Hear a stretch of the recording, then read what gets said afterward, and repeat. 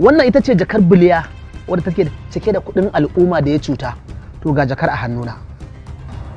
Ba sai kai doguwar gaisuwa ba. Wannan jakar ka ne kuɗin ka. Wani irin abu ne wannan?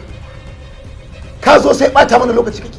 Ka ce sati ɗaya ka ɗauka domin kai wannan aiki. Amma ka duba ga yanzu mun tafi wajen wata guda.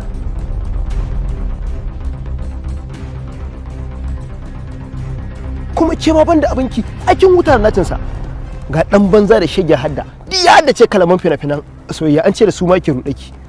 Kaga ya ishe ka haka nan kar ka sake min zancen wannan mutumin da yake wari in ka ga mutunsa in ya daga mu ji nake kamar in ya amai. Kwantar da hankalinki mota ta fata kusan zuwa. Ni gajeren na sarki katafila miki amma aikin sata ce kowa ya leka gidanmu sai mun leka nasa. Arna mu suke jira amma suna tare da mu a gaba kai. Dama ba ni kake so ba? Jika ka kake so? Amma wannan mutum ya shan mace.